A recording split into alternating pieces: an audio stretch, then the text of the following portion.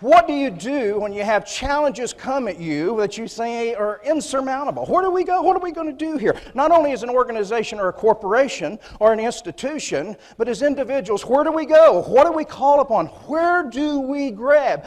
At my young age, I didn't have a lot of mentorship. What do we do? Today's topic, finding true north when things are going south, is not just a flippant topic to me. It's not from my head or something I read. I experienced it. And I'm going to share with you today 5 principles that myself and my lovely wife had to grab a hold of quickly during that period of time. And we've used those principles now for many, many years to not only overcome challenges, but to sustain some pretty wonderful growth. Or how about the one, the oxygen mask when it drops?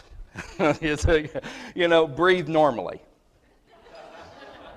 As a former pilot, let me tell you what goes on when that drops. There's no air in the cabin. Okay? It drops, they tell you to top it, breathe normally. And if you have a child, put yours on first. And if the child's been good, and breathe normally. Again, I got to tell you, when this happens, you're either going to be inverted, you're going to be in a dive, your underwear is going to be around your neck. You are not going to be breathing normally. I just came in from Moscow. The Moscow Times, the financial news, Bombay, no matter where I go, the news is the same around the world. It's a global challenge.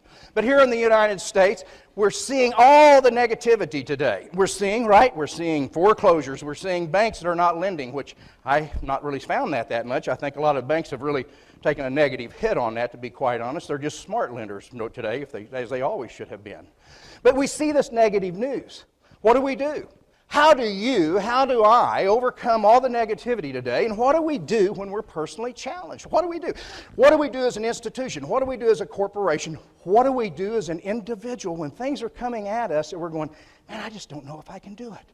Here's what I found during the times of challenge and what I see today when I go into corporations. The number one basics for you and for me and for all of us that are leaders and are entrepreneurs, we have to stay in the basics. And what is the number one key basic for an entrepreneur? We have to stay in the creative state of mind. We have to stay in that state of mind that is energy. We have to stay in that state of mind where we get up every morning and we start asking ourselves, how do we get better? How can we do things? What can we do to become better? What can I do to help my people become better? Creativity. We've got to stay in that creative state of mind. Every night before I go to bed, what am I going to do tomorrow? How can I get better? When I go into corporations, we talk about solutions, not problems. I don't want to talk about what we can't control. I want to talk about what we can control. Where we are today, if we're not careful, we will focus on areas that we cannot control. I can sit down and start speaking with somebody, and within 15 minutes will tell you real quickly whether or not they're going to make it, probably successfully or fail, just by their conversation. Are they talking about things they can't control? Are they talking about the past? Are they talking about problems? Or are they focused on solutions? Are they talking about other people? Or are they talking about projects and dreams? I have had multiple corporations. You know what I determined? I cannot control the work ethic of my people. I try too hard. But what I can control is my work ethic. I can control what time I get up. I can control how I'm thinking. I can control what I'm going to do tomorrow. And you know what I found? Based upon what I do, unbelievable how the people in your organization get inspired. See, life is all about relationships, whether it's your mate, whether it's your kids. More importantly, if you're a CEO and a CFO or a major leader of an organization, a corporation, a college, a pastor, I don't care what it is, your whole goal is to create relationships with others. I love to go into a company and start helping people define relationships and helping them create relationships. You see, I know that no human being can perform beyond the way they see themselves. And it's my responsibility to create a relationship where they have a comfort level. What's your relationships today?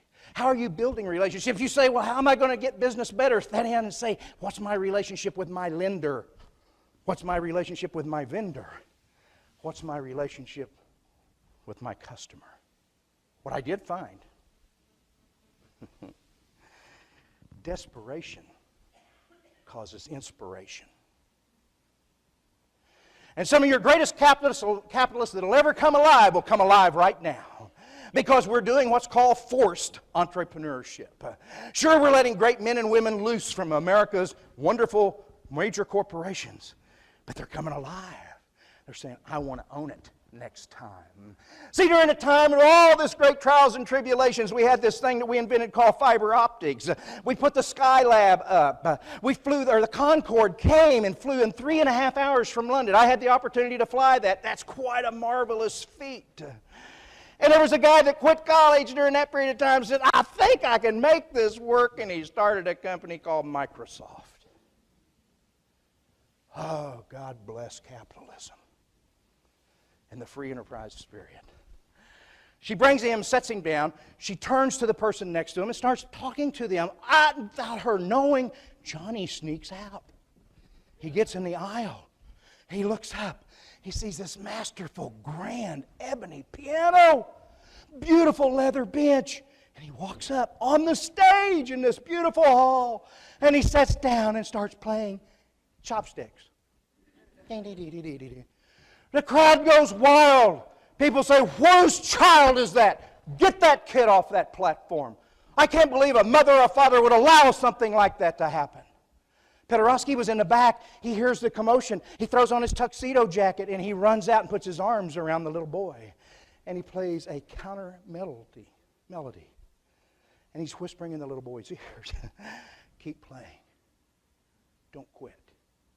Keep playing.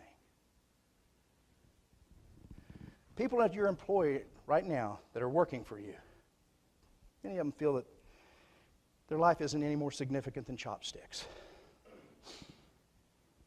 I'm going to tell you, and I want you to tell them, keep playing. Keep going. Don't give up. Yes, you can make it. Yes, you can overcome. Yes, you can become better out of all the challenges. You will be better.